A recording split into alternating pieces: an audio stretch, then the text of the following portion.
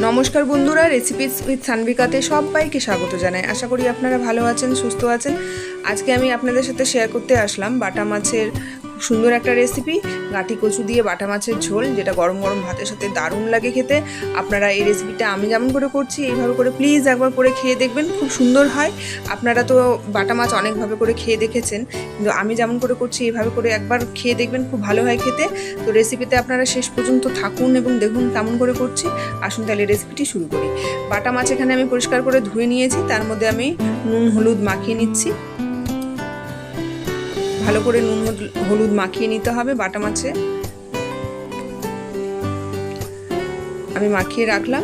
এরপরে দেখুন আমি এখানে আলু আর গাঁটি কচু কেটে নিয়েছি, কেটে ধুয়ে রেখেছি। এরকম বড় বড় টুকরো করে কেটে নিয়েছি। তারপরে এবার আমি কড়াইয়ের মধ্যে দিয়ে দিলাম সরষের তেল। তেল গরম হওয়ার পরে আমি দিয়ে দিচ্ছি বাটা মাছগুলো। বাটা মাছটা আমি দুটো ব্যাচে ভেজে নেব লাল করে। খুবই সুন্দর হয় রেসিপিটা, আপনারা অবশ্যই একবার এইভাবে করে খেয়ে দেখতে পারেন। আমার কিন্তু মাছটা ভাজা হয়ে গেছে, আমি মাছটাকে তুলে নিচ্ছি। এরপরে ওই তেলের মধ্যে দিয়ে দিলাম 5 ফোড়ন, তেজপাতা, শুকনো লঙ্কা। দেওয়ার পরে একটু নেড়ে চেড়ে নিয়ে আমি দিয়ে দিচ্ছি কুচনো পেঁয়াজ। দিয়ে পেঁয়াজটাকে ভালো করে নেড়ে নিচ্ছি। পেঁয়াজটা যখন একটু ভাজা ভাজা হয়ে যাবে তখন আমি যে আলুটা কেটে রেখেছিলাম টুকরো করে সেটা দিয়ে দিলাম। সেটাকেও আমি 2 থেকে 3 মিনিট ভালো করে ভেজে নিয়ে আমি দিয়ে দিচ্ছি এখানে আদা রসুন আর কাঁচা লঙ্কার পেস্ট, টমেটো কুচো, হলুদ, নুন, জিরে গুঁড়ো দিয়ে ভালো করে মশলাটাকে আলুর সাথে ভালো করে কষাচ্ছি। ভালো করে কষিয়ে নিতে হবে 3-4 মিনিট ধরে। তারপরে আমি দিয়ে দিলাম কাশ্মীরি লঙ্কা গুঁড়ো, কারণ আমি লঙ্কা বাটা ইউজ করেছি। দিয়ে সামান্য একটু জল দিয়ে আবারও ভালো করে কষিয়ে নিচ্ছি। মশলাটা কিন্তু আমার অনেকটা কষিয়ে গেছে। আমি তারপরে দিয়ে দিলাম গাঁটি কচু আর 2 কাঁচা লঙ্কা চিড়ে দিয়ে দিলাম। দিয়ে আবারও মশলার সাথে এবার কচুটাকে ভালো করে কষিয়ে নেব।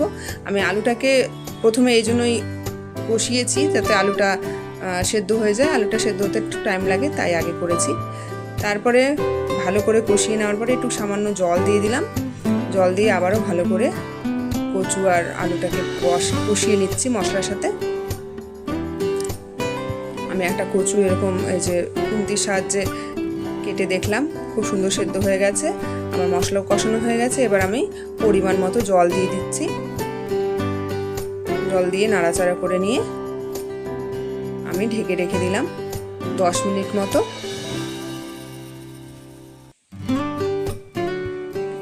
ঢাকা খুলে আমি যে বাটা মাছটা ভেজে রেখেছিলাম সেটা দিয়ে দিলাম।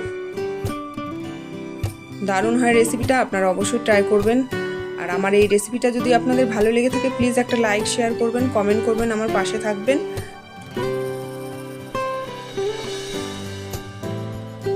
মাছগুলো দিয়ে ভালো করে নাড়াচাড়া করে নিচ্ছি। আমার কিন্তু গাঁটি কচু দিয়ে বাটা মাছের ঝোল কিন্তু রেডি হয়ে গেছে। আমি সার্ভ করে দেব। গ্যাসটাকে অফ করে 5 মিনিটের জন্য আমি এটাকে ঢেকে রেখে দিলাম। দেখুন কি সুন্দর কালার এসছে, আর খেতেও কিন্তু দারুণ হয়েছিল। আপনারা অবশ্যই এই রেসিপিটা একবার হলেও ট্রাই করে দেখবেন।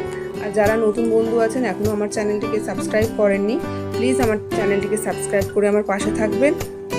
আপনারা ধৈর্য ধরে আমার রেসিপিটি এতক্ষণ দেখলেন, তার জন্য আপনাদের অসংখ্য ধন্যবাদ। আমার রেসিপিগুলো প্লিজ আপনারা ফলো করবেন, দেখবেন, কমেন্ট করবেন। আবারও আপনাদের সাথে দেখা হবে নতুন আরেকটি ভিডিওতে। Thank you, bye by.